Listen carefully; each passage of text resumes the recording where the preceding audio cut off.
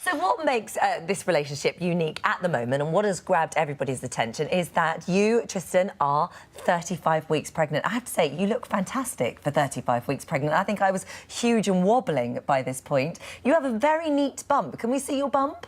Oh, sure. Yes, it is. It is nice and round and solid. Oh. I actually just had an ultrasound this morning, and they said that everything looks like you would imagine a happy, healthy pregnancy would look. Well, because originally for the two of you, being parents wasn't something that was really on the cards, and it was your sister who had two children, wasn't it, Biff, that you both ended up being guardians to those children initially. We were thrust into parenthood, raising Biff's niece and nephew and then adopting them as our own. And I really wanted to keep growing our family, and adopting more kids was not financially, I think, something we could do. We can definitely afford another child. I don't know if we could afford another adoption. And that legal process was very emotionally difficult for our family. And we thought, well, we actually have everything we need to grow our family on our own. I would have to stop taking testosterone, and that's what I did. I went and talked to a medical team and made sure that that was advisable. And we know that this seems unique to a lot of probably your viewers, but in our community, we actually know quite a few transgender men, so men who are like me, who have the ability to carry a child, who have done so and have done so very successfully. So again, while it is something that might be new to you, for us in our community, it's actually not that groundbreaking or unique. So, you know, the doctor said, absolutely, this is something you can do. There's no reason to believe you couldn't have a happy, healthy pregnancy. And it's been really wonderful so far. Well, like so many couples, also, you did have to go through the heartbreak of miscarriage as well, didn't you?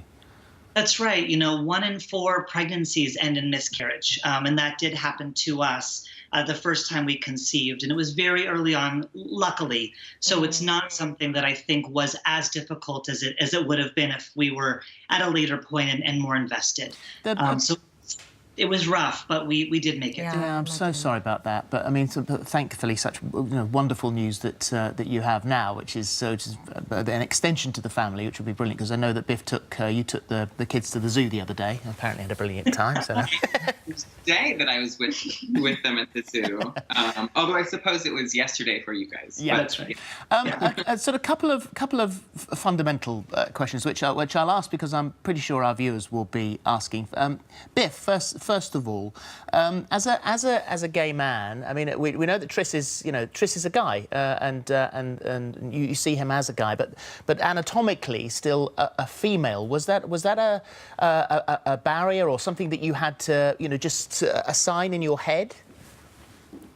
You know, I think the truth is, for all of us in relationships, when we meet somebody that we are attracted to, we are not attracted to every single part of them necessarily. And so it's totally possible for example, for me to really enjoy hairy chests and then to be with somebody that does not have a hairy chest.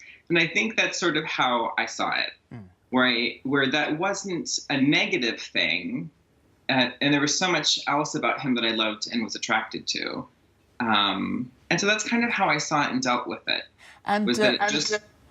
Tris, the question for you is that we've met so many transgender people here in the studio with fascinating stories, but almost all of them have said, certainly when they were younger, they wanted to reject whichever gender they happened to have been born into and knew the one that they were supposed to be.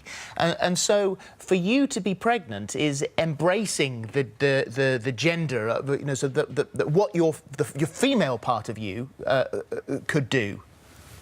Yeah, that's right. And I think I definitely went through probably a decade in my life where I was in that place where I wanted to absolutely reject anything associated with femininity or womanhood. And I think I've just sort of moved into a different place in my life where, I think there are a lot of gay couples that would love to be able to have their own biological child without a lot of intervention and assistance from other people.